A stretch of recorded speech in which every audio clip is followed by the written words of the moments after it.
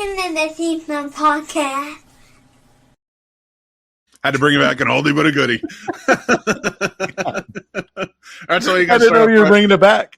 If we're not starting off Friday night laughing, what are we doing? Like, for real? Like, it's just falling apart at this point. Yeah, that's right, everybody. It's Friday night. Welcome. I'm Mick Manhattan, your host, joined by my counterpart, who I yelled at earlier, and I feel really bad about because I wasn't actually yelling at him, but my sexy counterpart. How you doing, producer Paul? Good. I'm getting tanner, as you see with this disgusting tan line. So I saw his nipple earlier. That was part of the yelling part. Our pre-show ritual. He thought they were pierced. And I kept lying to him, and then he saw they weren't pierced. I saw they weren't pierced. They do get very hard when you tickle them with your finger. I've been told. I'm just saying. Yes. No, welcome everybody. It's the Snobs podcast. Embrace the absurdity. You just have to at this point. Yeah. I do have some sad news, Paul. We haven't really had a chance to like talk on the air, on the show and stuff, and like kind of talk about what's been going on and such. I have a bit of bad news. The cock saga. Okay. There's been some new developments. Okay. My cock is gone. I think it's in the little cock farm in the sky. Oh, well. And the chickens. That's okay. At least I don't have more competition anymore. I guess I finally have the biggest cock on the podcast, so that's okay. That big, beautiful cock. It's probably fed about 15 people by now with this big, luscious, cocky body. It always bombs. Every time we do these bits, this one bombs, but I don't care because it is gone. Like, they're gone. The chickens are gone. The cock is gone. I don't know what to do. How do I find it? It was beautiful, and I'm sad. So it's the end of an era. My cock is dead, I presume. Should just get a new cock and just put it there just to confuse the shit out of it. That's what you need to do. Just throw one in there. There's no cock out there as beautiful as my luxurious cock. That's all I'm going to say. One that could do the job. It would stand so erect every morning and just bellow out wonderful noises, and it would wake you up and you'd be like, oh, it's so hard to get up this morning. It's like a hard morning of wood. That doesn't work, but whatever. I liked it. I was going with it. Well, but I had to at least mention it to you because you've been off for 2 weeks for good reason. He was away, so give the man a break. Yeah. I know you've missed him more than you've wanted to see me, but he's back and now he knows about my cock, and that's where we're at. Welcome to Friday night, the Snobs podcast. I'm saying, hey, the courts tried to put me 2 weeks. They tried to put me in a center, but guess what? I beat the case, and here I'm back. Oh no! I'm glad you beat it. I didn't know that portion. I will say, we have a very special man on the show before. He's not just a great producer in the indie world, he is also a really fun actor to watch when he's in a lot of them late. And I don't blame him because put that face everywhere. Mr. Michael McGlynn from Slasher 15 is here. And we're going to talk about indie horror filmmaking, and it's going to be amazing. But before we get started, we've been watching some movies. Watching a lot of movies. While you were away, though, did you watch any movies while you were down there? No, I just didn't have the chance. I'm actually doing Chicago Film Festival. I'm reviewing films for them because I'm one of the judges. So I watched some of those shorts. That is fantastic. That's awesome, man. It was a lot of fun. There were some really good submissions, you guys. Like, I'm excited for them. Love that. You know what? I'm so glad to hear that. I'm so glad that you're judging that. And you're good. It's a good one because it's not just horror, right? That's everything. Mm-hmm. So have you found like a genre in there that you've been like? I know you love horror, but like while you're judging film festival, like you don't always see a lot of horror at normal film festival. Right. It's usually the genre of the horror base. Are you seeing anything that's really like caught your eye that you really want to keep checking out? You may want to check out the filmmaker. I wish I should have written down the names before I spoke about it. There was one drama that you could just tell that the writer and director and all the actors were just super vulnerable. Very beautiful. It was a 6-minute film, and I barely kept my eyes dry for 5 minutes. I'm in. Find out the name of that. I'll check it out for sure. I'm so sorry. I don't remember the name if you guys happen to ever watch this clip, but it was... It's nice seeing people really trying and being able to make that connection, because I wasn't expecting that. Just see a name and I'm just judging. And then it was like, oh, okay. Like, damn. Power of movies, my friend. Power. It hit me intro of Up. Oh my God, I can imagine. I will say this though, he'll have the name for you next week, so you have to come on back next episode. Before we get started and we bring on our amazing guest who we've been making sit in the back and wait, we're going to do some quick reviews. I'm going to kick this off with Eenie Meanie. It's a new one on Hulu. Unfortunately, I didn't realize this was new until today. I couldn't see Eden or Honey Don't. Or Honey Don't, which Paul got to see, and I'm jealous of. I want to see both those movies, and I'm like super excited. But I got the chance to check this one out. I wanted to review it. Eenie Meanie is the story. Samara Weaving is the star. I'm enjoying Samara Weaving and everything. I think every time she shows up, she commands a movie perfectly. She has true movie star qualities, but also it's a good actor. Like she fills the roles really well. I love their Mayhem, The Babysitter, things like that. And in this movie, she plays a fun character. This is not by any means a movie that's going to blow down doors in terms of awards or maybe even really that memorable. But for me, it was a fun, action-y movie. She plays a getaway driver whose ex-boyfriend, who she just found out she's pregnant from, is a complete and utter mess. He is a disaster of a human being. He keeps dragging her life down. She's finally getting it back on track. Then she finds out she's pregnant. She goes to talk to him, only to find out she owes $3 million to their old mob boss that they used to work. So she has to take one last job to try and make that money up so that way he will not die and she can go on and live her life and do her thing. During the way, Carl Glusman, who plays the boyfriend, goes about kind of ruining things for her, like really dragging the entire job down and becoming a real nuisance. And you start seeing that more and more. I really enjoyed this movie. I didn't think I was going to. I hated his character. Carl Glusman makes you hate him in this movie, but for a reason. He is that type of character. He's just basically a dipshit, for lack of a better term. And he just messes things up because he cannot get control over his own whims. And that is something that you really cannot stand, because she is trying to get her life together. Everybody knows it, thinks she should stay away from him, but she cannot seem to. As I'm watching this, I started to get this feeling that this is going to go down the traditional route of what most do. It doesn't. So I don't want to ruin anything for you. If you get a chance, check this out. It is on Hulu. Just came out today. It was good. The action's fun. It's not by no means a perfect movie. There's some plot issues. It can get a little convoluted at times, but it is a heist movie.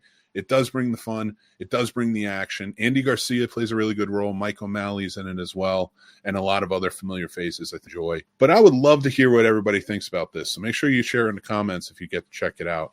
But I did. I like this one. I gave it a 2.5 out of 5 stars. It's mid movie. If you miss it, you miss it. But if you do want to check out something that you might enjoy, I think this would be that's my review of Eenie Meanie. Thank you for watching that one. Now, the second movie I got a chance to check out, and there will probably be more of a deeper conversation about this movie, but I want to review it just regularly first. Highest to Lowest, the new Spike Lee joint that's out, starring Denzel Washington, their 5th collaboration together in 30 years, starting with Mo Better Blues way back in the day. Every one of their collaborations has been fantastic. So I was super excited to get a chance to check this one out. I'm also a big Kurosawa, and this is based on High and Low, a Kurosawa movie from the 60s. It's about a rich man who his son gets kidnapped, and then twists and turns throughout the way.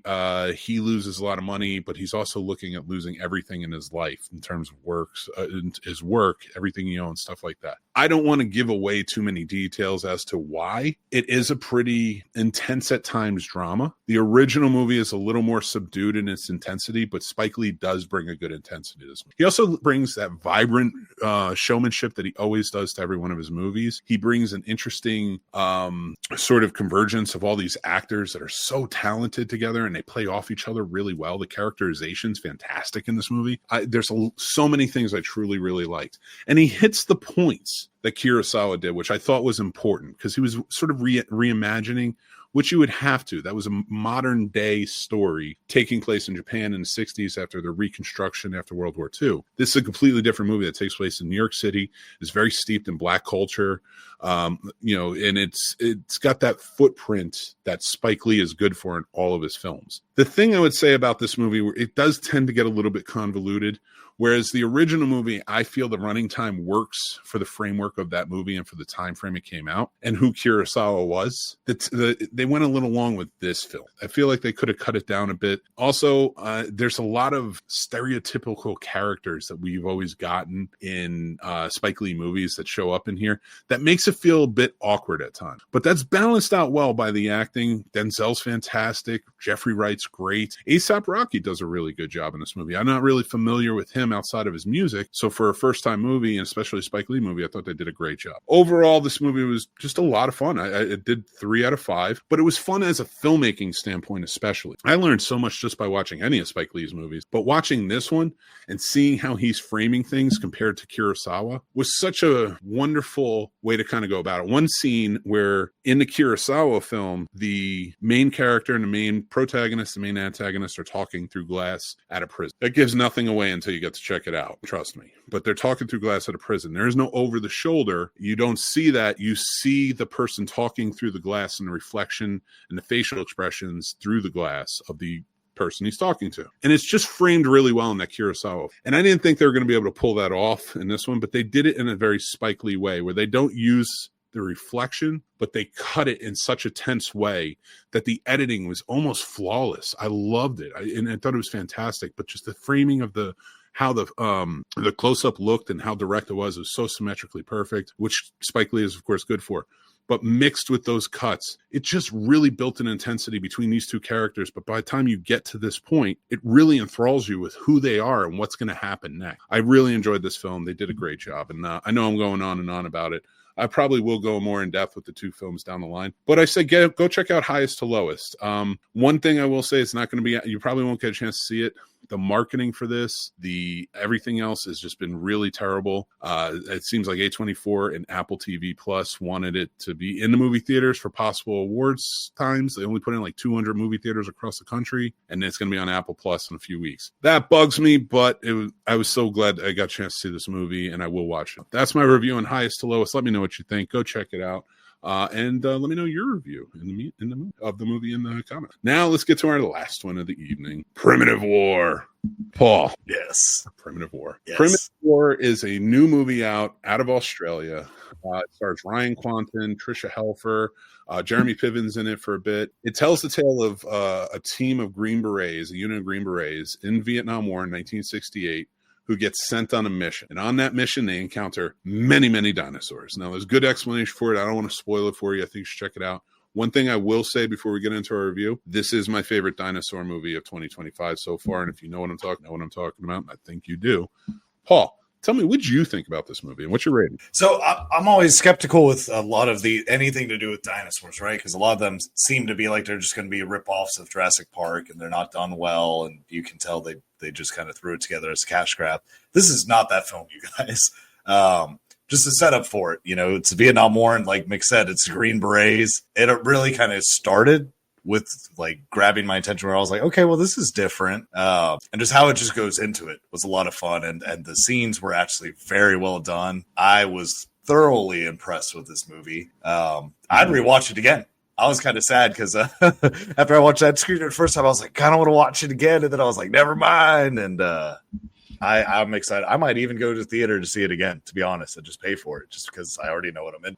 I don't know. I guess this was based on a novel, which sounds interesting. I did not learn too much about like what went into it outside of the filmmaking side of things. I will say that the budget for this, I think, was more of a lower budget, but what it does with its budget is fantastic. Like, there are limitations to the VFX of the dinosaur, but they're not like you've seen worse and almost much bigger movies. And they hide it well, and with good filmmaking, you know, a lot of it takes place at night, so it does still look fierce, look scary. The blood and the gore is there, but in a really well done way, almost like a war movie way versus a horror movie way, which can be very exaggerated. I thought they did such a good job. The interactions are really good. Now, is it a perfect movie? By no means. Like, it's a little long. I thought they could have been a little bit shorter. You could, honestly, some of the stuff with Jeremy Piven probably could have been cut down. I felt like they were trying to get too silly with the jokes on that one. Like, it was almost like they were trying to like channel an Ari Gold as a sergeant, but you don't have to deal with him much. He's not out in the field with them or anything. It's just calls mostly. So it's like,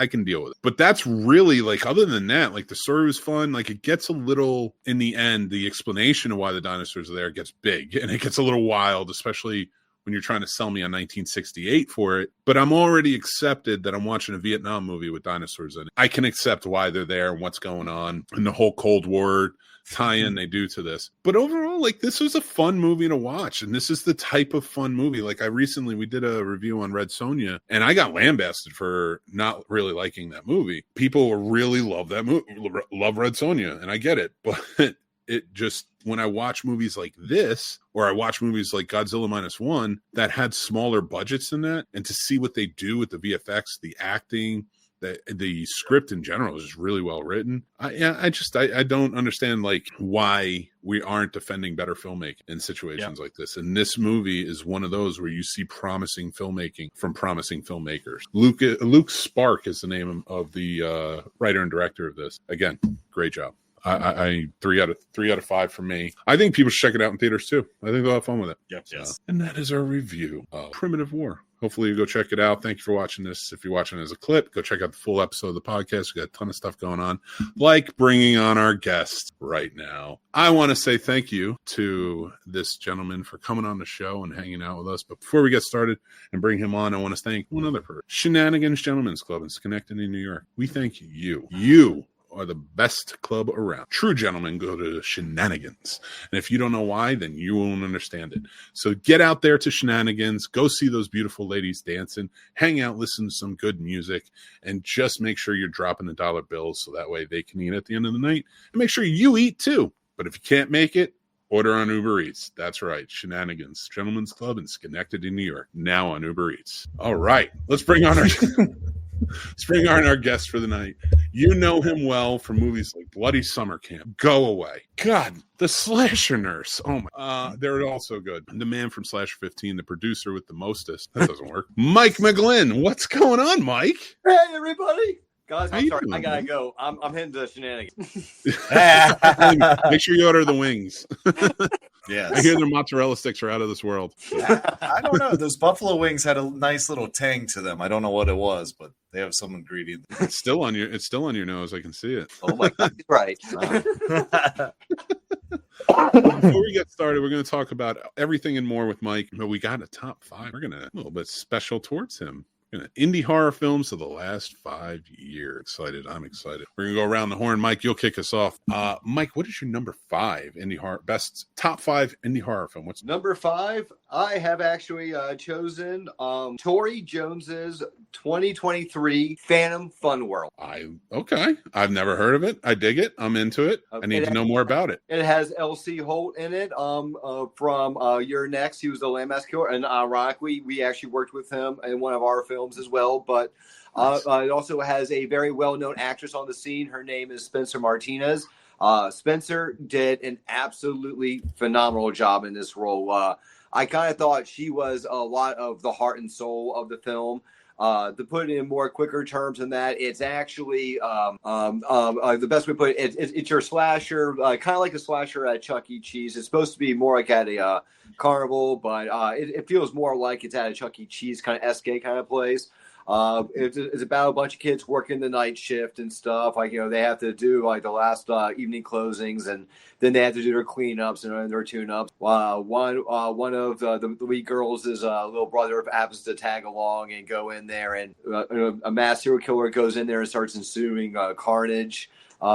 Honestly, like, I thought they did a great job, especially within the indie horror scene. I felt like that. Those killers in the haunted houses, killers in the fun houses are, far and few in between. And so when you see one of those pop up, like, I have to give it a little bit more props and appreciation, but it had a good story. Acting, I thought, was very good. Like I said, I feel like Spencer Martinez, she was a very good standout in that one. Like I said, she was like the lead's best friend, but I mean, I just felt like she had a lot of heart and a lot of soul, and she definitely had me invested in her character.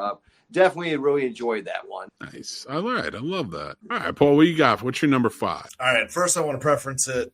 I'm not saying this for lip service, because once I say this movie, you guys know I fanboyed out over this film. So I honestly mean it. It was Bloody Summer Camp 1. I had to make the list. Just being honest. I fanboyed out. I bought that on Vudu, bought on DVD, bought on Blu-ray. I made everyone watch it. I do love that movie. Preferencing all that. I'm not listen. There's no argument from me on that. I do know you love that movie, and you should love it too. Go check it out for sure. I will both these movies. Any movie we're giving you, go check it out and let us know what you think. But Bloody Summer Camp, that was a fun one. I like that one. The sequel's coming out soon. Yep, this fall. Yeah, yep. Just in time for Halloween. All right, guys. So number 5 for me is Good Boy. It was a film out of Sweden where a man starts dating this woman and she comes back to his house and finds that he has a dog. But it's not a real dog. It's a man in a dog suit that lives as this guy's dog. And so she at first rejects the whole thing, and then she has to then she starts to come to terms with it. He lures her in. He's very much feels very much like he's dark and mysterious, but he's safe. Like, this is okay. Like, this is just something he's doing with his friend that his friend wants. Makes no sense. Maybe in Sweden it does, so that's why I'm not going to judge it. But it makes for a good movie because I'll tell you what, they go on a weekend getaway, and the only time the dog ever talks to her is when he tells her to run. And that's where I'm going to leave it. Go check it out. So yeah, it kind of turns itself on its head. Number 4. What do you got? Number 4. You see here. Number 4, also from 2023, I actually chose Paul Ragsdale, Murder Side. I love that movie. Yep, that was a fun throwback to the classic '80s aerobic slashers. Mm-hmm. Once again, just like how I chose a Fan Fun World, like that's a genre that I like. When I heard Paul was making that movie, I actually generally got excited. I was like, oh my god, I can't remember the last time someone tapped into that style of genre. I mean, obviously I love slashers, but to do a slasher like in that kind of like subgenre, I was very, very much like really brought into that one, and honestly, I liked it a lot. I really enjoyed it. I thought Paul did a great job on it. It was definitely a fun movie. It had a lot of fun, definitely over the top characters, and trust me, I ain't judging that. You all saw Bloody Summer Camp, we know over the top characters. So especially when you do those kind of movies, when you do an '80s throwbacks. I mean, if your characters aren't over the top, I really question if you got the '80s then. Yeah, that's completely fair. Paul, what do you got for number 4? I went with In a Violent Nature. Okay, interesting. I wasn't a huge fan of that one. I liked it as an experiment. I was it's the same reason I like Skinamarink. I was like, they took a chance and they did. Yes, I loved their concept. A lot of it was really well done on that POV perspective. I just felt like I think the biggest gripe, and I think a lot of people would be on board with that too, less POV of him walking. We didn't need that much POV of him walking. At least drop the ring in a volcano or something. Might be a little quicker. Outside that though, I like that one kill on the cliff. I will tell you, as a screenwriter and as a screenwriter, I hated that. There's no drama. There's no character development. There's no plot that you can really see that's worth a damn. The characters are all one-dimensional just because they service the kills. So as a critical writer, I think that's a dog shit script. As a filmmaker, producing, like if somebody was like, I have this idea I want to do, let's do it. I'd be like, fucking game on. All right, let's do something different, right? So like there's a battle in my head going on because I'm like, as the writer, I'm like, I would have fixed this, and this. But like added this a little bit more. Yeah, it could be all POV, but we can do this. So, yeah, anyway, I'm being critical. But as a producer, I enjoyed it. So that's why it's like a 2.5. But I do like the choice because it was one of the more interesting. Mm-hmm. So my number 4 on this list is The Wolf of Snow Hollow, which came out, which honestly, in my opinion, was a big help. I think it was like one of the best movies of 2020 when it came out. I mean, it's not saying much, but like for this movie, it was still elevated above. Like it would have been a good movie, even if we had a normal year of movies that year. You know what I mean? So Wolf of Snow Hollow. Good one. That's a good one. If anybody gets a chance to check that out, it's about a cop who's unraveling. It's sort of a dark comedy horror film. It's a cop who's unraveling while his little town is being attacked, presumably by a werewolf, and he's the only one that doesn't believe that the werewolf exists. Comedy of errors. It's interesting if you guys get number 3. What you got? Number 3. Number 3, I actually have down. It's a short film, so I'm not sure if that counts or not. Mm-hmm. Oh, absolutely. Sure. And, I can also quick little RIP to the director. He actually passed away recently. Morgan Wellborn. 2023's Helvira on the Run. I actually got to be a part of that a little bit as well, and I didn't choose that because of that. I actually chose it for the same reasons as I chose Murder Size, and the same way I chose Murder Size and Phantom Fun World, but on a little different direction on this one. This one was something completely different. Like he wanted to do a fun horror comedy mashup, very heavy on the comedy, and he kind of had a great idea for a character that was I want to take Killjoy from the indie horror series, and I want to mix him with a woman of that same caliber as, say, like Harley Quinn, and mesh them together and just make one crazy, like loony, like demonic female demon, like one that just likes to have fun and not really go off on a killing spree, but just torment people for fun, for her cheap laughs. They all end up surviving in the end and stuff. Like that. It's just, it puts them on a fun ride. I thought it was a great concept. Sushi, Savette Holder, actually played Helvira, and she absolutely owned that role. And I felt like it was its own character. Like, I felt like that was a really awesome IP. And I was really bummed to hear about Morgan's passing, because I know he wanted to do more with that character. And honestly, I would have really loved to have seen where he was going to go with that one. Thank you. What you got from number 3, Paulie? I went with the movie Oddity. Oh, nice. Okay. That's interesting. That was an interesting, weird movie. I think you were the one that recommended that one. Yeah, because it kind of reminded me of the movie version of a Creep Show episode. Even though I know Creep Show did a movie, but that's kind of what it gave me the feels of. I did enjoy it a lot. You like that dark, that like real dark, like goth. I don't want to say goth. You do like gothic, but almost like what Weapons was. Like, yeah, there's some comedy to it, but when it's like that, it's like sort of dismal. Yes. You seem to like that dismal horror. I get that. Yes. Like The Mist. Yes. Number 3 for me was X by Ty West. We know Pearl and Maxine sort of grew with its distribution, but X being as independent as it was, and Ty West's turn at that, I thought it was fantastic. They did a great job. So that's my number 3. Number 2 on our list. What do you got for me, Mike? Number 2. I have 2025 Matt Cloud Coffin Tooth. Okay. That was a love letter to that old 70s grind style kind of slasher like Texas Chainsaw Massacre, except he wanted to make his own IP to go along with it, and I think he did an absolutely fantastic job. There's a great bit of who's who of like female indie horror actors in there. You'll see Angel Bradford in there. Anna Carey also shows up in there.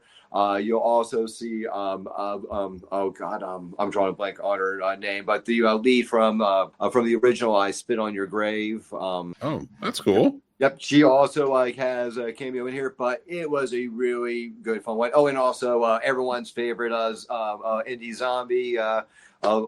Jim Crut from the original Dawn of the Dead also has a cameo in there as well. Nice. Like I said, it's a really great movie. It's a really good fun time. I definitely really enjoyed that one. Like especially if you're a fan of that Texas Chainsaw Massacre SK style, it's definitely one y'all should definitely check out. Like, Matt did a great job. Nice. Very cool. All right. What's your number 2, Paul? I got 2 for number 2 because it was tough. So I did Hell House Origins, and then I also did Hereditary because I needed them both to be on that list. They got to be on my list, and they can't take number 1. So it's both. It's got to be both. I got to be a pain in the ass at some aspect. You move 1 back to 3, then you move your 5 back to 6. Sir. No, I'm just kidding. Bloody Summer Camp doesn't deserve 6. Rude. Wait, it technically is 6, though. No, it's your list. You can have doubles if you want. Number 2 for me is The Black Phone. Nice. I thought it was phenomenal. And I'm looking forward to the sequel. I'm a little apprehensive because, like, where do you go with he died? Like, what do you think? It opens up more. And that's why I'm cautiously optimistic. So I'll check it out. All right. Our final one before we get to our main. What is your number 1? My number 1. I'm not really sure I should be giving this guy any credit if I'm going to be perfectly honest with you. But I am going to go with 2025 Dave Kerr's The Slasher Nurse. I know you're all going to probably scream biased. And you know what? Fair point. I don't. You know what? You can scream bias on me on that one. Part of it is reason why I'm biased is because yes, I work with Dave Kerr. Yes, I do work with Slasher 15 Production. But along with that, I've also gotten to see where Dave has grown. And the thing about The Slashers, that was a reboot to Dave Kerr's very first film as a filmmaker when he had no budget, no nothing.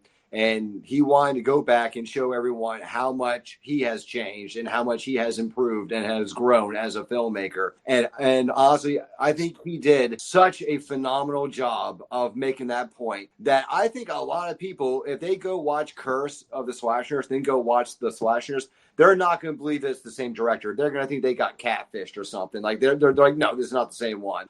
For anyone who has not seen it, The Slashers is a love letter to 80s, 90s slashers. Dave Kerr created that character because he did a look back and realized that back in that time era, there was not one good, iconic, standalone female mass slasher, and that was a crime, and that needed to change. So he created The Slashers and rebooted her. There was one. What's that? There was one. Oh, what? Who? Technically, and she shows up in your movies. Oh, Felissa? Felissa. Yeah, but she's not a mass killer. I mean, technically, she's hiding behind the guise of being so Fair point. Fair point. No, I'm just kidding. It is cool that it is a fun movie for sure. And anybody who hates me should watch it. Anybody who watches just know should watch that movie. Paul's gonna hard on watch it later. He's gonna be like, oh yeah, I'm gonna watch Die over and over again. I'm just gonna keep rewinding it. Yep. And also too, our also host Mick, it also had a fun I was just a pitch for you people watching. Watching and listening. If you like me at all, I'm in the movie. You should go check it out. But otherwise, it's just a good movie. The more important part, it is a fun one. I got to see it. I own a copy. I have one right here. And also I was a judge for Carolina Fear. That was one I watched. I could not rate because I'm in it. But I got to watch it and at least give. Oh, thank you, man. It's a good one on the list. Yes. What's your number one, Paul? I think I know. Why don't you tell them what my number one is? You already know it. Go ahead. Your number one is the same as my number. Is it? Is Late Night with Yeah. Out of the indie films that came out, that's the one that I've watched repeatedly since it came out, and I thought it was really well done.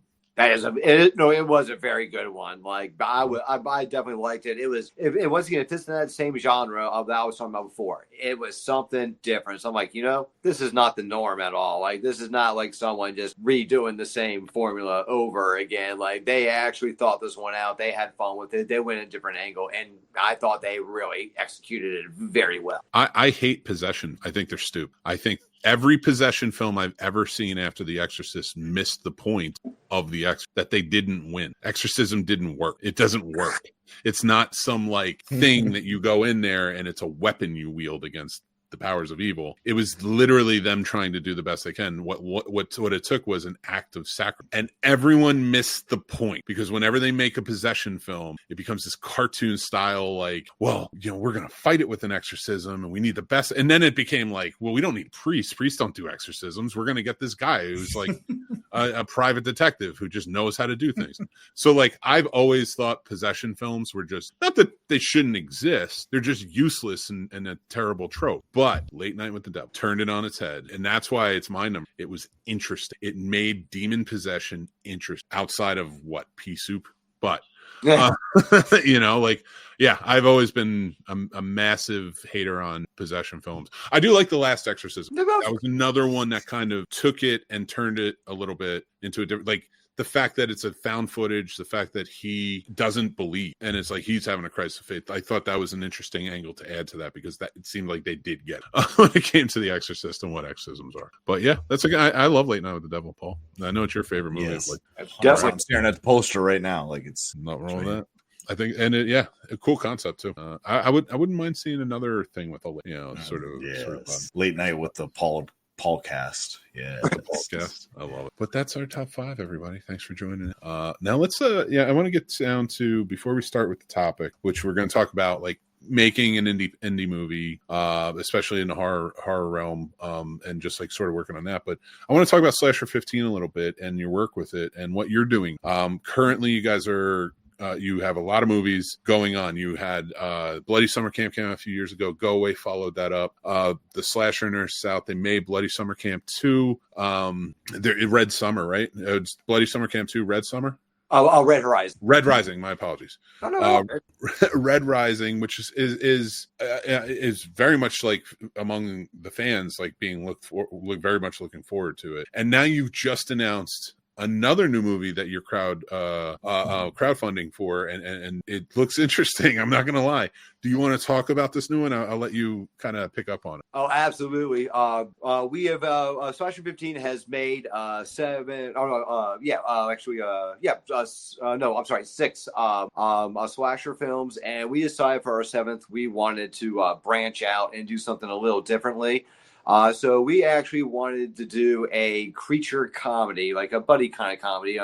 The best way to kind of do just a very broad one, from what I've been gathering and from getting from it so far, it feels a lot like, imagine like Peg and Frost being dropped into the first Feast movie. Kind of like that, and just a lot of survival and stuff. We have a lot of really fun, awesome plans for that one.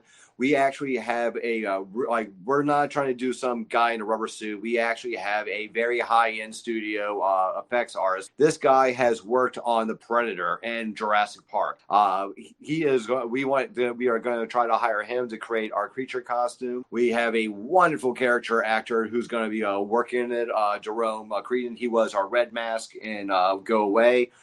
He has been a character actor for much longer than that. Like, he has been applauded by even David Howard Thornton himself for his portrayal of Art the Clown at the con. And among other things, he is very, very talented.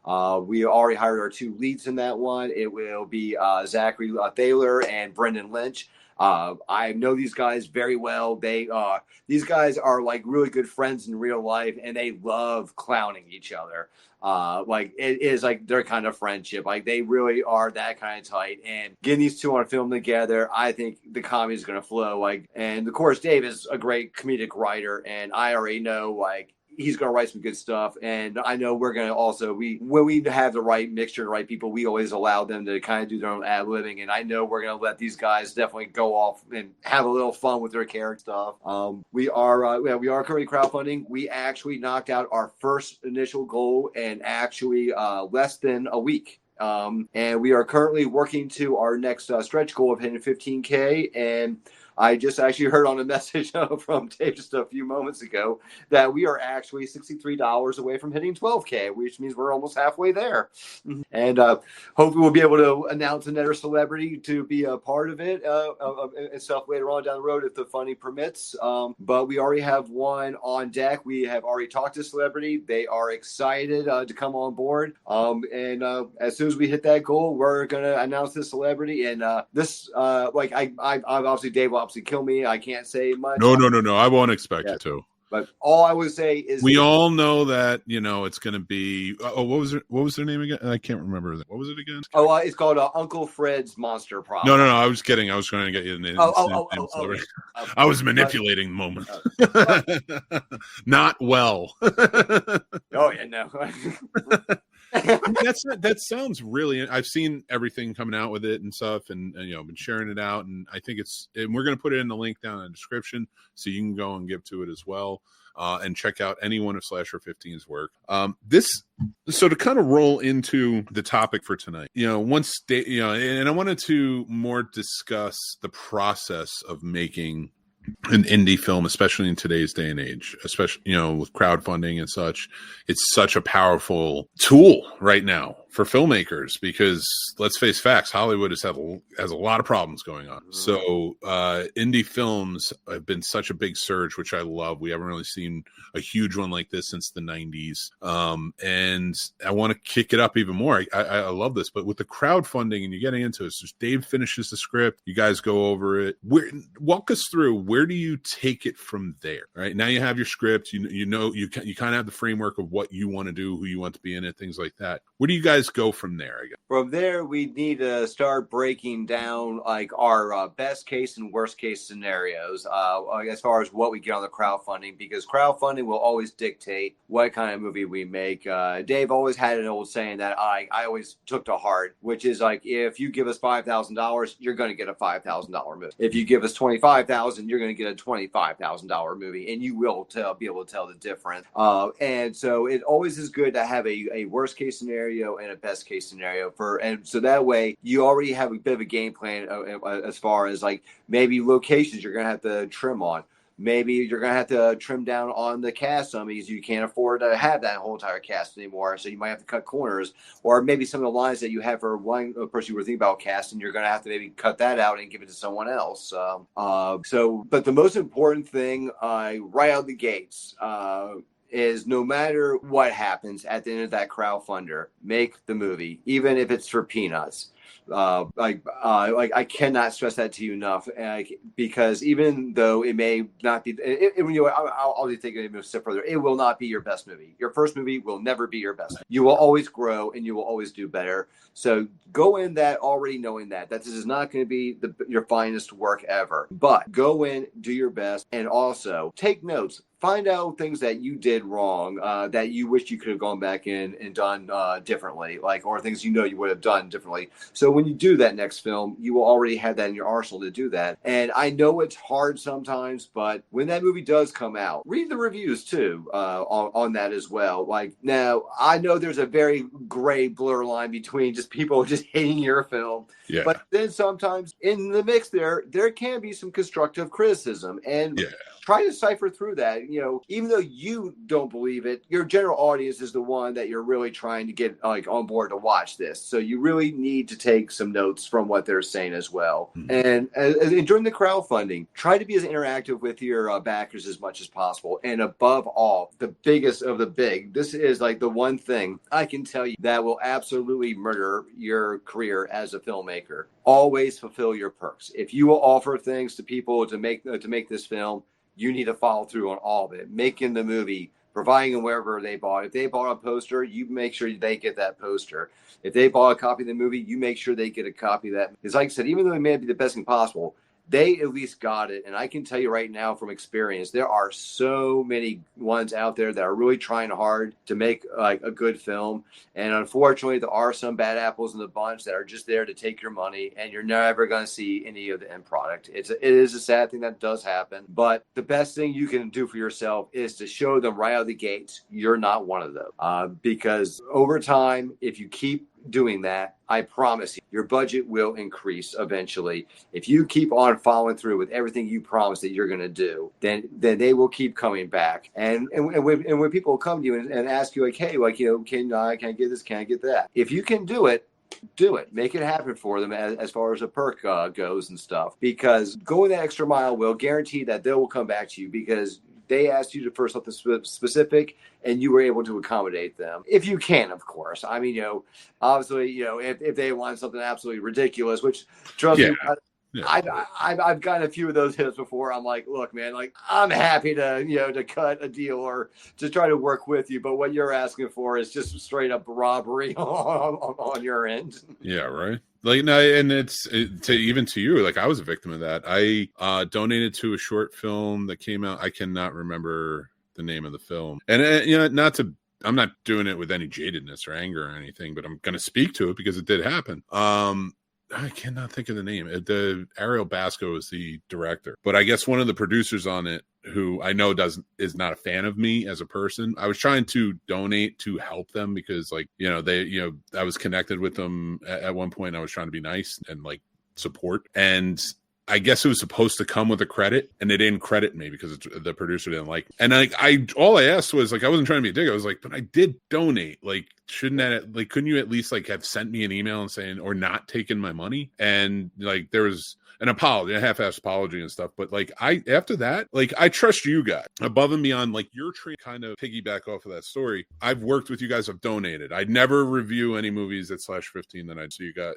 He knows, but just for all of you out there watching, listening, because as a reviewer, I don't do, but I will donate because I do appreciate, and I always like being, a part of it in a way where I see the transparency, you know what I mean? Not be a part of it, but it's, you guys really do. You go above and beyond with everything. And I've really I've noticed that's something that not only have I noticed, but I've appreciated, because I'm starting to see other filmmakers within that circle do it too, like you are. Mm-hmm. Whereas in this instance which only happened 3 or 4 years ago, in this instance where they did that, and there was no transparency on it, there was not even a discussion till I went, that jaded me from donating. Oh, yeah.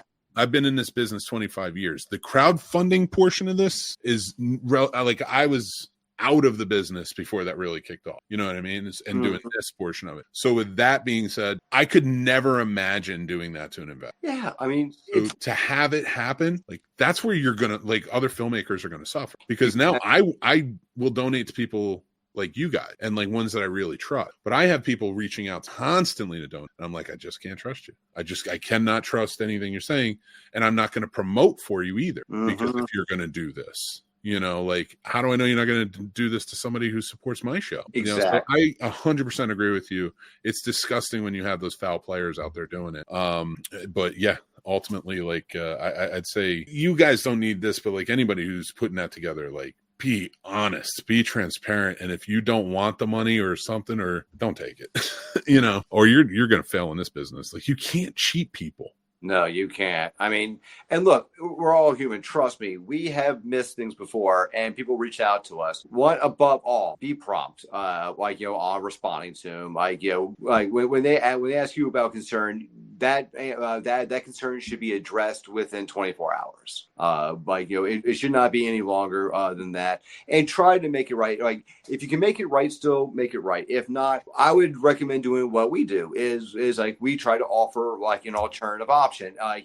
And generally, what it is, it's actually generally of a bit of a greater value than what they originally got, just to make up and let them know, hey, look, we definitely missed that. That's on us. How about this? And I've seen you guys do that too. Oh yeah, and most of the time they actually say, yeah, that's great, we'll take it. And the few times that I really just didn't want that, and we're like, you know what, that's fine, no hard feelings. And you know what, we always give them a refund. And you know what, the best part I can honestly tell you too, I know a few of those people that we had to do that to. They came back to our next crowdfunder and they still donated to us. Yeah. So, that actually meant more to me. It meant hey, there really was no hard feelings. And I think a lot of it was, like you said, being transparent about everything.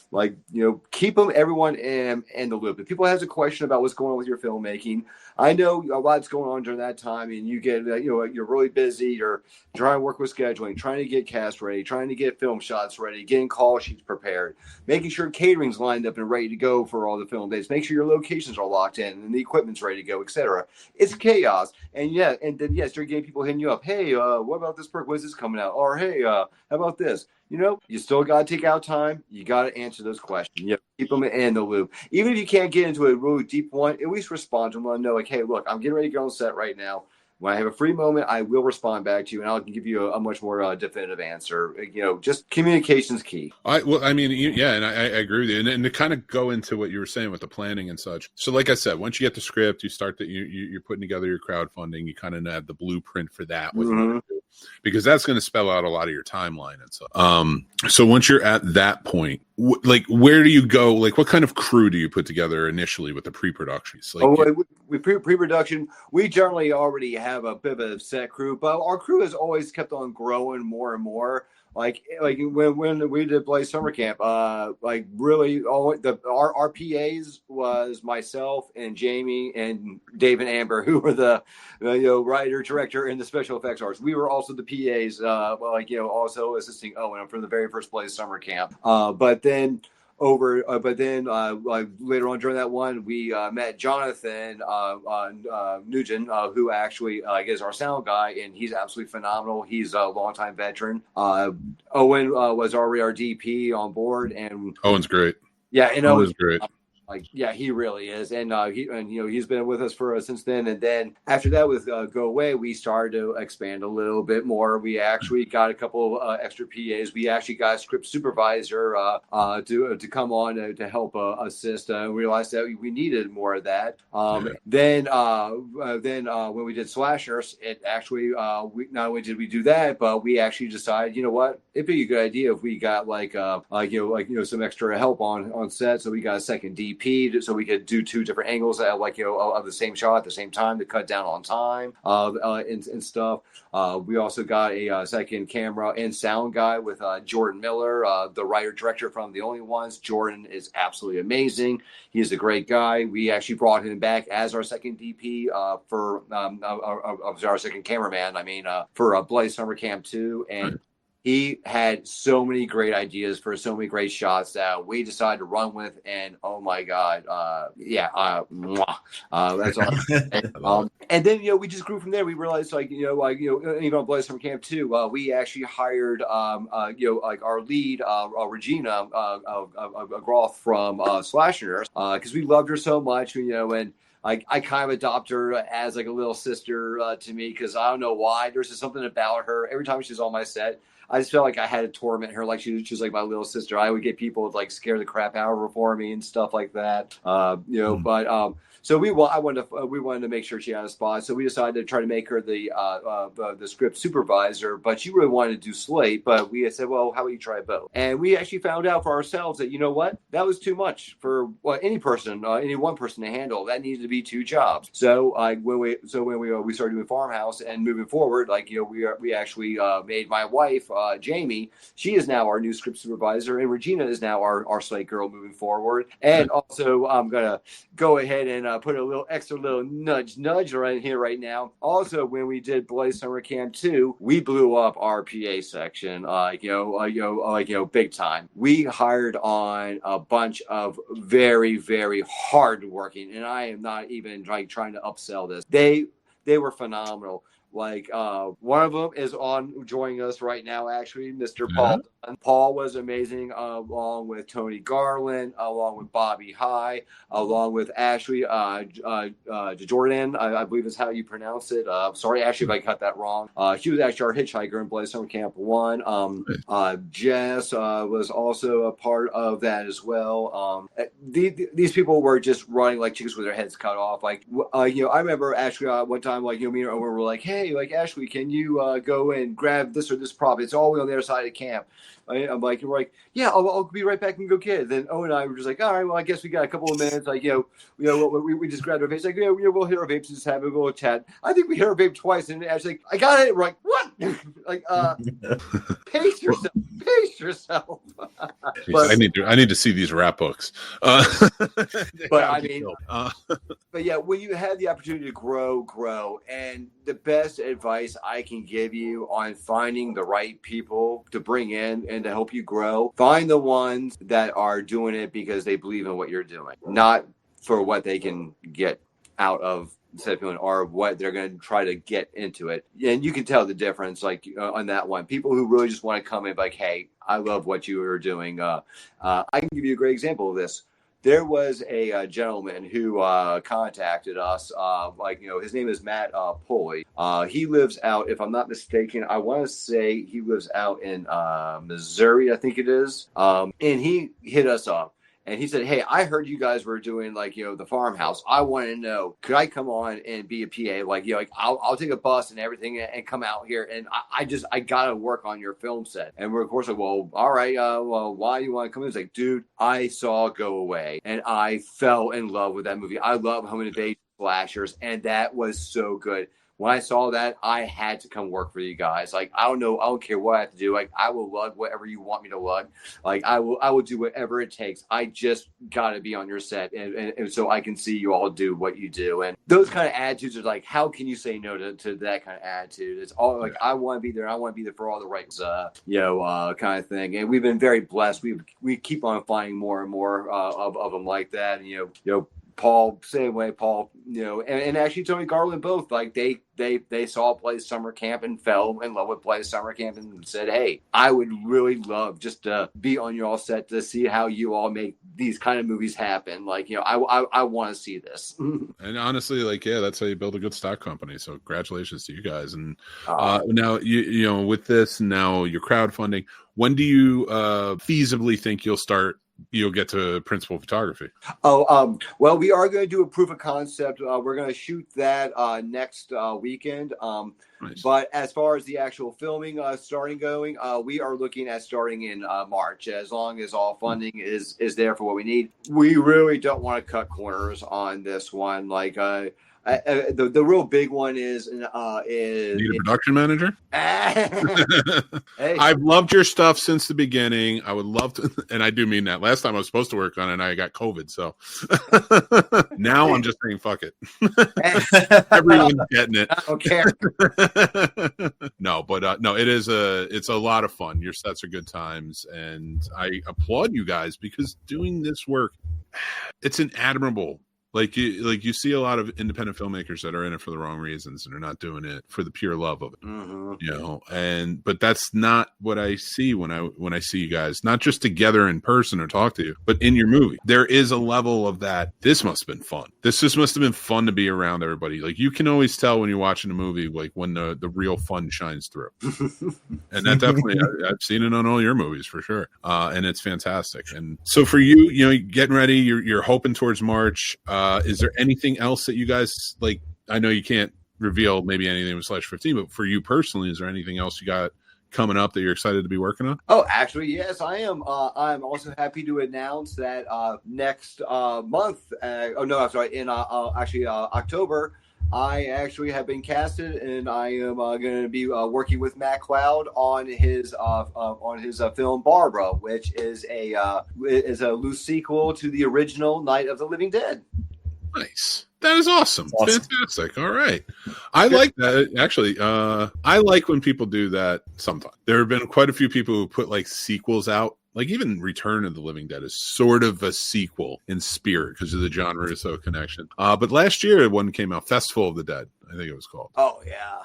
I dug that. So like I'm looking for I like that concept. I'm looking forward to seeing that. And especially with your face in it, it's gonna be amazing. Oh, go on. So right now it is open. You guys have to go out. You got to donate. Again, it will be in the descriptions, whether you're watching or listen to us at a later time. But with anything else, like what kind of perks can everybody look forward to on this? Oh, well, we already got some really cool interactive ones already up. We have one more left of your voice in the film, and it could be a lot of different things. You might be a newscaster on the radio. You might be working the CB. It might be a narration.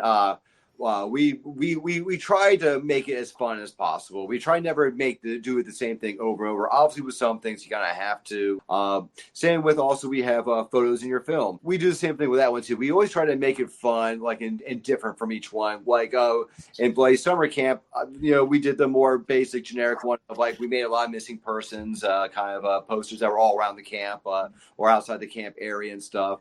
But then to go away, we actually made them all like photos, like all in the main house where the home invasion was happening. But and therefore, of course, you're here thinking, all right, well, that's okay. But it actually had a bigger plot twist to it. It was revealed later on in the movie that all those photos and those frames, when you take them out, were actually victims of one of the killers from the story. So they actually had a more fun one. And then, of course, in the slashers, I like this one a lot. We did a lot of the photos, like for our bar scene. We made a bar patrons who were all like not allowed to come to the bar. They were kicked out, so there were like little like posters of people like, and we always make it fun. We always put like little fun little things. Like Bob can't come in here anymore. Like here's a picture of Bob. Reason for why. That man has never hit the toilet seat once in his life. You know what? That's awesome. We always try to have fun with it. So we have those kind of fun interactive perks. Of course, if you wanted want something more mainstream, we have the executive producer perks and the associate producer perks. We also have like T-shirt designs. We have a new cool monster one up. It kind of looks like a monster, like eyes and like teeth. But when you look at it closer, like inside of the design, you'll see Uncle Fred's on the eyes, and you'll see Monster's problem like in the teeth. It's actually really neat. Kind of when you look at it from a distance, it just looks like a monster face. But then when you get up closer, you're like, oh no, it's more than that. I love it. I did see some of these T-shirts that you guys were doing and stuff, and they look really wickedly cool. And that first day one was cool too. Oh yeah. So you guys do offer some interesting stuff. Like your perks are always fun, like movie memorabilia, stuff like that. So. I think it really is a big hit, and like we see more and more of the fans piling up with each passing movie. So you guys are killing it. So /15, Uncle Fred's Monster Problem. That's what they're working on now, and they're collecting for. But Bloody Summer Camp 2 will be out. Do you have a release date yet, or are you still waiting? We don't have one right now. We were hoping for October, but we found out that October is just not realistic. Part of it is we had one pickup shot. Like we already did like half on camp. We already did half of the death scene, but we wanted to go a lot further with it and really give it the Amber Vulture effect scenes kind of treatment. So we actually shot that about 3 weeks ago. Actually, we nice. So we are gunning. I believe right now we are gunning for November. Right now everything is on track for that. But we will always keep everyone updated. If we can't make November, we will let everyone know. If we can't make November, I think it may just be really early, like next year release. We don't like doing things usually around December because it's a crazy time for try to have a premiere when everyone's trying to do family events and stuff, going out and stuff. It's just not the best time to try to do that. So if we can't make December, then it may be possibly like maybe early next year, like maybe February, March of next year, which hey, might be a great time. Like start filming Uncle Fred's Monster Problem, go watch Bloody Summer Camp 2, and hopefully we are closing in well too. By the way, we are getting very, very, very, very close to signing our final distribution deal with the Slashers. Once that happens, then hopefully in the next 2 to 3 months, we will be able to announce where it's streaming. Heck yeah. Listen, that's success awesome. in my opinion. if you could possibly be working on one movie while another one of your movies is coming out, that's a good sign of success. And another one streaming already. Well, you have multiple streaming already. But I think that's fantastic. I think you guys are doing such a great job. And for indie film and what you do for it, what you do for the indie film community, I appreciate you guys, like just as a film lover, as a filmmaker, like what you guys are doing is a model that I wish more would follow. And there are a lot out there like who do follow or similar that I have to give a lot of credit to, but you're here, so I'm giving you that. But you guys are killing it. You're doing wonderful work. Dave, each passing movie looks better, sounds better. From his eye, I can tell. But it is that collaborative effort of it. So I want to thank you for coming on here, talking to us about the project, talking about a lot of your projects in /15, hanging out with us. You are awesome. Go follow them. I love you guys. I love you. You know that. And we just truly appreciate being here and talking to us about this and kind of giving us a bit of an insight on how everything works, and like what you're getting into.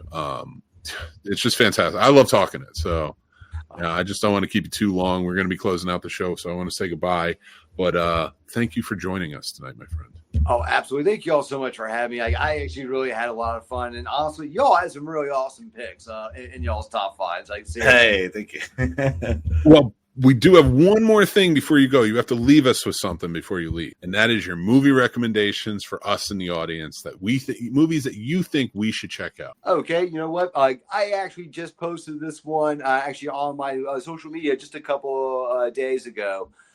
It was one of those ones I found out more about the movie later on. Apparently it's a part of a 3-story novel. I had no idea it was, but a lot of people were telling me that again. And the funny thing is this first movie actually was pretty accurate to the first novel. And that is Clown in a Cornfield. Oh yeah. I like that one. That was a really fun movie. I actually really dug that one. Yeah, that's a good one. I enjoyed that one a lot.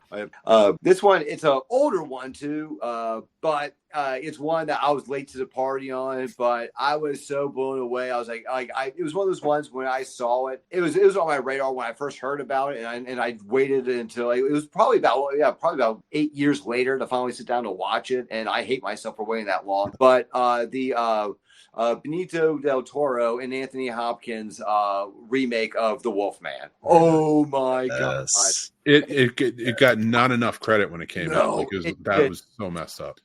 I was in shock and all. Like I was like, oh my god. I mean, because like one of my very first loves growing up as a kid was Lon Chaney Jr.'s The Wolfman. I loved it. Like he was that, like he played that perfect tortured soul, like and like everything. You really felt bad for the guy, like almost like, you know, he didn't want this. He just wanted to die, and yet somehow he just couldn't die. It's just, I mean, like, and that movie, like I felt like was not only a great love letter to the original, but, you know, they did it the right way. They got all the core elements of the original, but they also gave it its own thing to make it its own and not make it feel like it's a carbon copy. Similar to my Bloody Valentine, when they did the reboot of that one. It had all the good core elements of the original that really kind of made you get into it and like it, but it threw enough in there to make you say, yeah, but you know what? This isn't exactly the same. Like, and they are kind of giving it their own twist to it. And actually, to be honest, that's actually one of my favorite reboots. To be honest, actually, both of those are actually really high up there for me now. If I'm to be honest with you, that's awesome. I love those recommendations. And honestly, it's very telling, those films, as to what type of horror you're really into. You know, the films you make and that is not a dig. I love that. Like, I think that's it's these are all indie based, and it like really works. And I love that you're that's what you're pulling from. You know, these are wonderful recommendations. Oh, thank you. I appreciate that, man. Oh yeah, man. But one thing I do want to say to you, I have a bone to pick with you before you go. Uh-oh. I read your post about Scream. No two whiny little high schoolers are coming into my home and murdering me. If they murder me, I did something wrong. Nobody's getting me today. Well, all right, high school was. But yeah, I can't talk about it. Every time I watch that movie, I love Scream. But you watch like the other movies, with the exception of the third one, which only had one person as the killer, and I don't care, 25 years old, kiddo. Yeah. That first one, I get, but like Sydney's dad always pissed me off because I'm like I wish they had like explained how they caught him or got to him or something, got the best of him, because it can happen. I'm not saying it can if they attacked him from behind, but like I had to believe like this dude just kind of laid down, was like, all right, tie me up, because that's the way he was acting. It's like, I'm making every bit of noise while I'm in that closet. I don't care. I'm fighting my whole way through. They're not even getting through. Like, it's a stupid question. I'm not letting them through. In fact, you call me up, you ask me, what's your favorite horror movie? Come inside. That's my favorite horror movie. I'm in the living room. Come find me. Let's see what's going to happen next. Bring your knives. This is actually what inspired me to make that post too. Was like someone else did a meme about that one, but it was different though. Like this person did a meme going like, I know I'd survive a Scream movie because I never answer my phone, and I was just thinking, I was like, you know, I'm like the complete opposite. Like, I not only would I answer the phone, I'd be gabbing with him for hours about all my favorite horror movies. You know what? Yeah, the dude probably block me. Like, oh my god, this dude just won't shut the hell up. I gotta go quick. Oh, not again. Block. I'm beating one of those high schoolers with the other high school. That's what's happening in this scenario. It's like the age-old question: how many schoolyard kids could you beat in a fight? Is it going to matter when you whip one at the others? Like, they're all going to run. At that point, it's just like, it's like, you got to be fierce here. You can't let these kids overtake you. They're going to run away like those kids off of weapons. Straight arms out, just knocking stuff over. That is definitely on my radar to watch too. Like, I definitely am going to check out weapons. I've been hearing really good things about that one, so I'm definitely catching it. It's not, in my opinion, it's not the best horror movie of the year, but it is well. I do have highly anticipated one at the end of this year. I'm definitely dying for, which is Thanksgiving 2. Oh, is it coming out this year? Yep, it's out this November. I like the first one a lot. The first one was zany and wild, but I really enjoyed it. I mean, like, to me, it was Scream meets Eli Roth gore effects, and I was like, and to me, that's like, well, you just hit my love chorus right there, didn't you? I think that's why killers today, because of how horror movies evolve in a weird way, and I'm talking like high school slasher, like we're talking about Scream. You watch a movie like Thanksgiving or something like that now, there's so much more fierce. The killers are so much like, even like Jason was like probably and Freddy were probably the most, well, no. But Leatherface wasn't around in the 80s, only the one movie, and it was a comedy. So like I can't count all the other ones in the 80s movies. You know what I mean? Like there just weren't. That was where he was really fierce. That's why I don't usually go to him. And Hellraiser was fun, but I like the second. Yeah, no, I could definitely see. I mean, like, you know, I was going that way with the Phantasms too. I actually liked Phantasm 2 more than I liked the first one. I do too, actually, but I think it's because it's a studio picture. Oh, and not because I gravitate only to studio pictures, of course, but because they had the chance to step it up, and it was interesting. I thought it was an interesting movie. I thought they went to a good place with it, and it had more Reggie in it. Oh yeah, it had more, I think that was another one too, and that's why I like the subsequent ones afterwards. Like when Reggie becomes the main focus, I'm in. But anyway, that's just me. I can keep talking about this all day long. I want to say thank you to Mike McGlynn for coming on here, discussing horror with us, talking about his projects and more, and giving us fantastic recommendations. You are an awesome guy, my friend, and I appreciate it. Oh, likewise, guys. You guys are absolutely freaking awesome, man. And everyone who's watching, man, keep subscribing to these guys. Like, boy, like, you know, and I'm not saying it because I'm on here. I'm saying this because I personally know each of these guys. I have been around these guys multiple times. I have hugged these guys on numerous occasions. I'm telling you, these are some of the coolest, most nicest, most realist people around. So watch these guys, subscribe to these guys, and keep giving these guys love. You're the man. Thank you so much, Mike. We're going to say goodnight, but I appreciate you being here. And go check out everything Slasher 15's doing, because you got some big stuff coming up, guys. Yes. All right. Take care, buddy. Bye. Oh, man, that was fun. That was a good time. Hell yeah. Well, everybody. Well, let me ask you. You didn't answer. Do you think that the high school kids are getting you? I'm going to be one of the kids breaking into the house. So, I mean, You're not a kid. You can't say that anymore.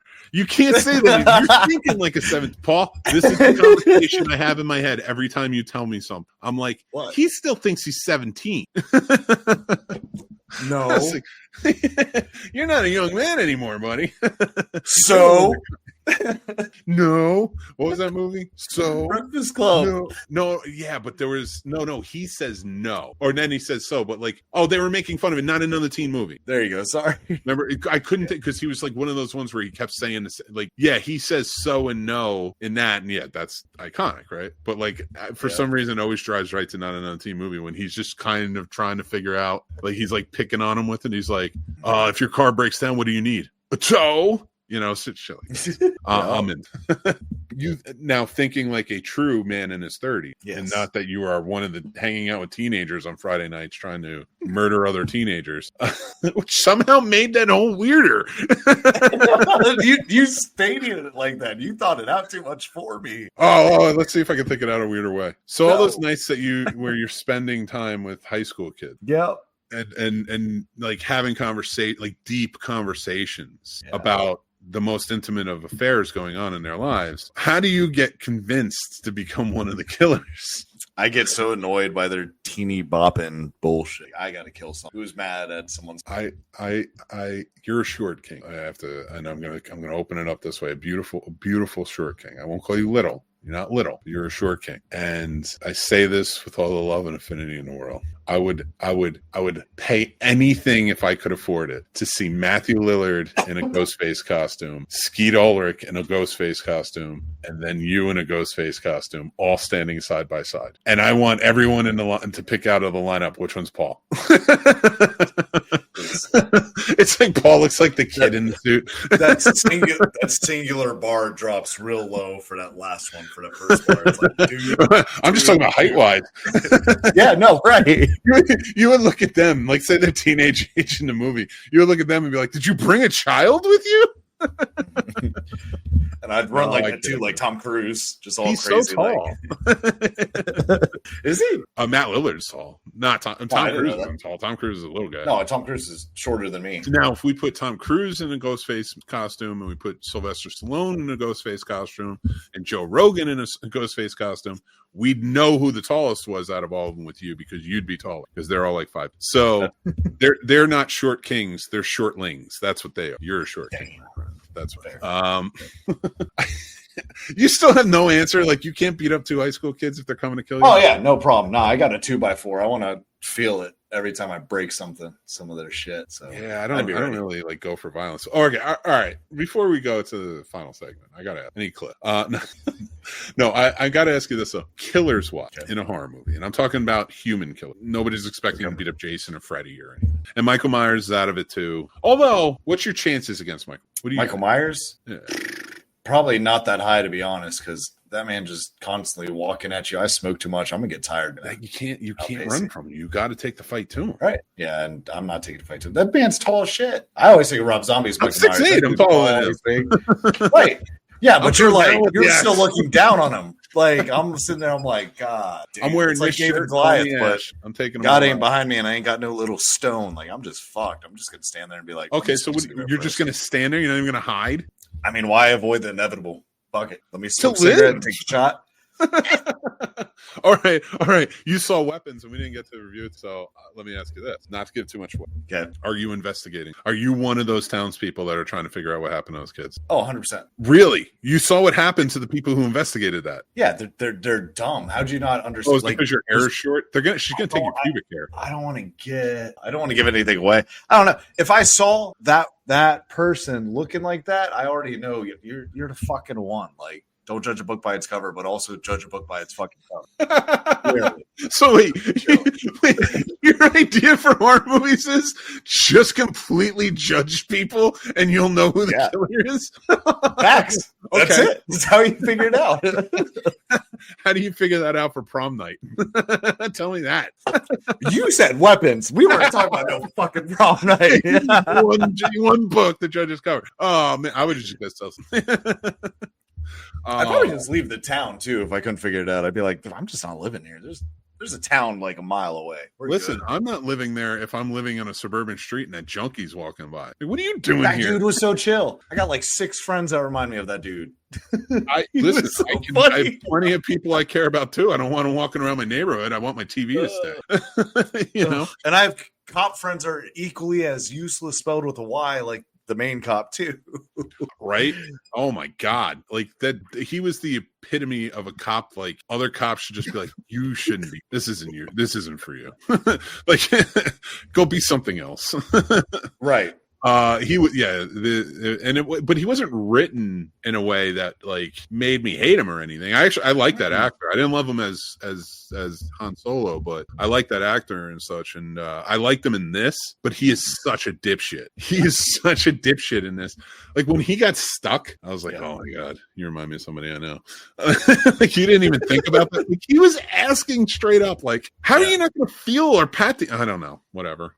Right. He was such, but that's his straight character. It wasn't a commentary on police. It was a commentary on him.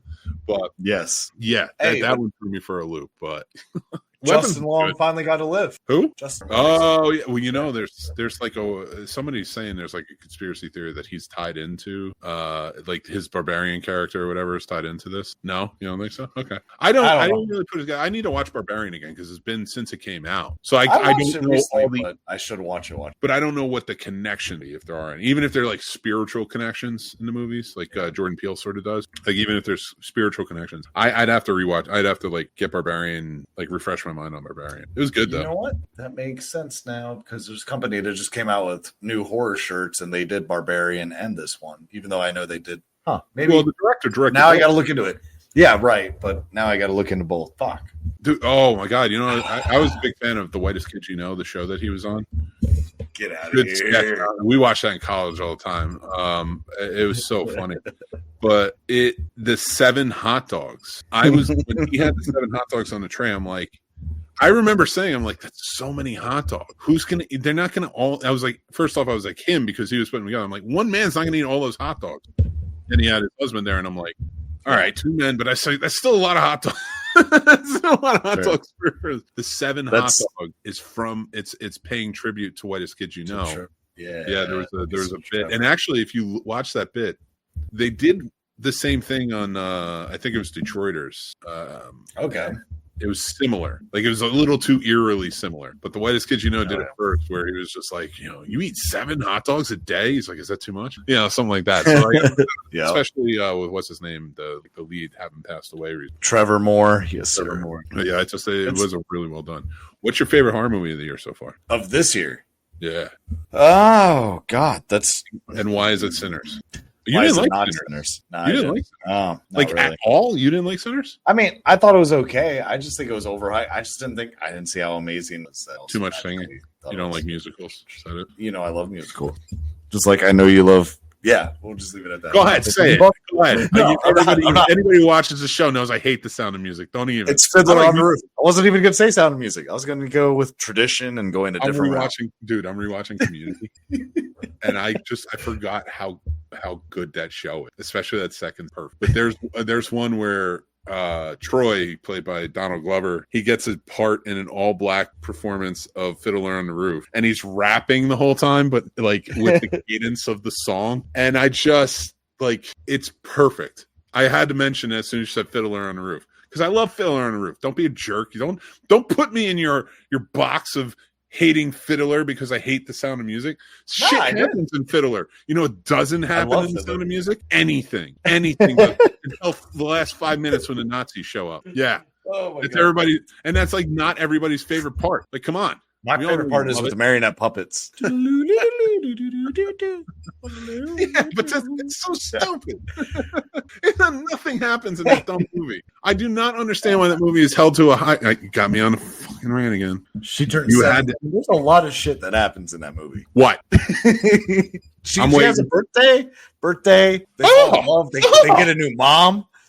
A nun goes against her oath. The easiest a man has ever picked up a woman. Like, no wonder people love this movie, because it's a fantasy. This dude just had to exist to find a wife. He had that all. You know how he got a wife after his wife died? You know, he got a new wife. I already have another. He had 7 kids. That's how he got a new wife. He needed a nanny. That's it.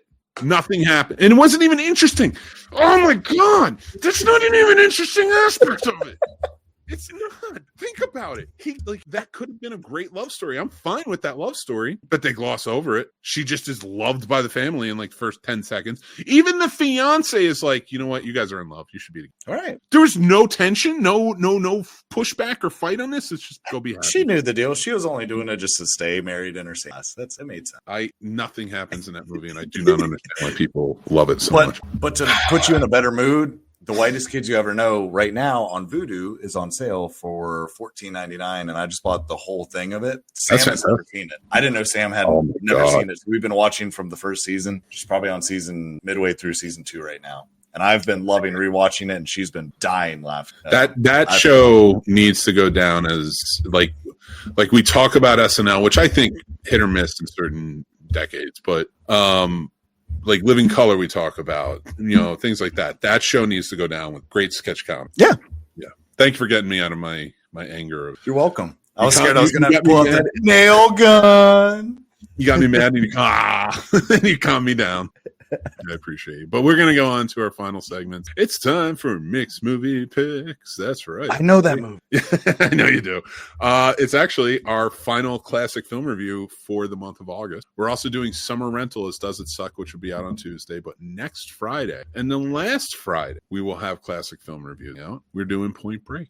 That's right. The Catherine Bigelow film from 1991. I think you guys will really enjoy it if you haven't checked it out. Johnny Utah is an FBI agent, man. It's such a fun, action-y, wild ride of a movie. This and Speed really pair well together, in my opinion. And Swayze's great in it, the whole nine. So if you haven't had a chance to check it out, check it out. If you do want to, go check out our classic film review of it, where we get a little more in depth with my review and the backstory of the movie. And we do the same from Does It Suck, which sort of asks the question of these old movies that sort of get lost in time and say, does it really suck? And we're doing Summer Rental, and that will finish out our beach movie month here in August. I have a special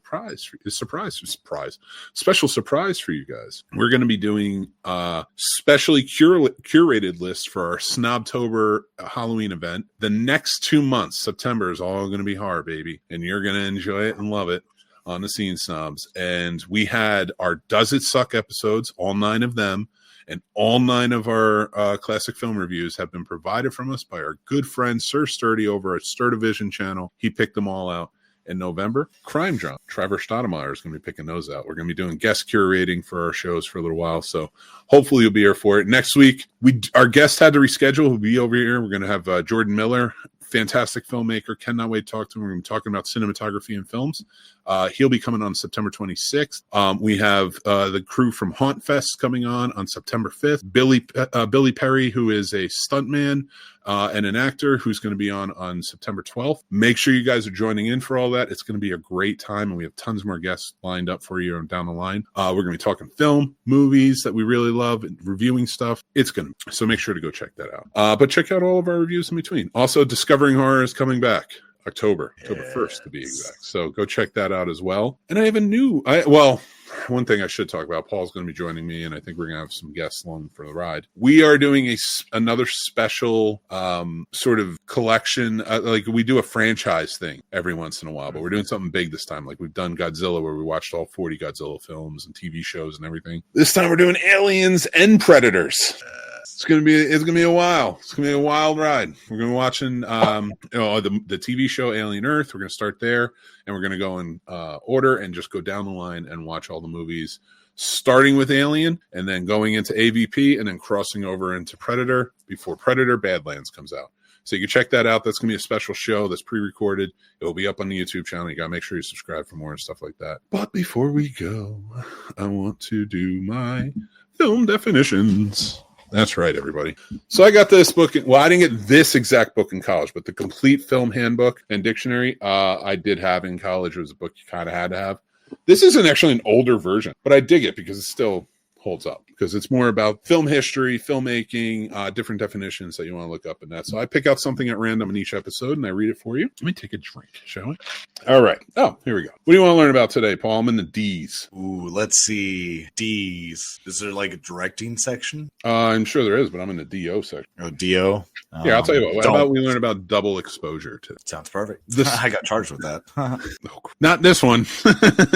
The superimposition one over the other by exposing the same piece twice. Double exposure is a conscious technique in professional cinematography to one, show what a person is remembering, thinking, or dreaming while ghosts or other supernatural effects in an image of the real physical world. That was for 2. For double, if you want to do go. 3 is comment upon the primary scene by some visual contrast or metaphor seen simultaneously with the scene. 4, suggest a change in time by dissolving from one scene to another. Exposing the same negative twice would of course result in an overexposed negative unless each exposure were stepped down. The primary scene should, however, be given more of an exposure. The device is not often seen today since it seems too unnatural and is often used in the past. Yes, that is true. Double exposure in a form it's much easier in the way we do things now. We shoot everything digital and everything's edited digitally.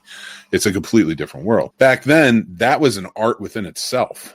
Working with film was just and I suggest any filmmakers that can get a chance to work with film should. I remember a film when I get into the industry and I was like working in I was going to film school and working while I was in there, it was kind of crossing over into the digital world. We were happy about that, but we were sad to see film go. But we were very lucky because at that time with the crossover, we got to work on 16 millimeter. We got to work on 35 millimeter. We got to go and visit the film houses and stuff, the post houses and stuff, how they worked on the films.